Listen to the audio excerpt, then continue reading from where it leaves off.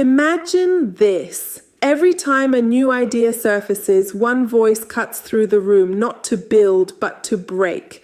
Every suggestion is met with sarcasm, every success with suspicion. They don't believe things can get better, and they make sure no one else does either. What kind of employee is this? This is the cynical employee, the one who's seen too much, trusted too often, and been disappointed one time too many. They wear experience like armor and skepticism like a badge of wisdom. But behind the smirk is exhaustion, the kind that comes from caring once and getting hurt. They call it realism, but it's resignation dressed in professionalism.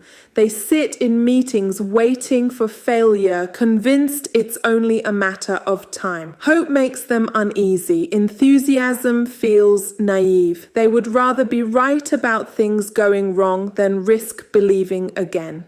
Here's what happens when cynicism takes root. Innovation stalls.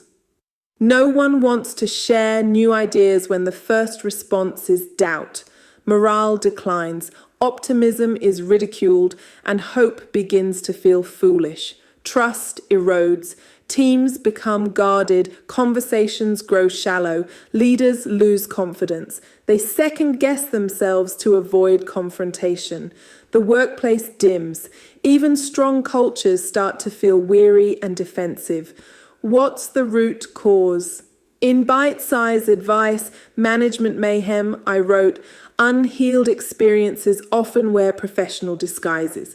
The cynical employee is often a wounded idealist, someone who cared deeply once, but whose faith was betrayed by poor leadership, broken promises, or systemic neglect. Cynicism becomes a shield, an emotional survival tactic. But the irony is the shield they raise to protect themselves ends up blocking connection, progress, and peace.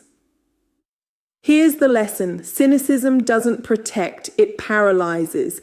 It turns potential into pessimism and robs the workplace of joy. To the employee, healing isn't weakness, it's wisdom. To the leader, don't dismiss cynics. Disarm them with truth and consistency. Trust, once restored, can transform even the hardest hearts. Here's my reflection. As an employee, have you mistaken your pain for discernment? As a leader, do you see cynicism as defiance or as a cry for trust restored? Remember, cynicism sounds like strength, but it's really the sound of hope giving up.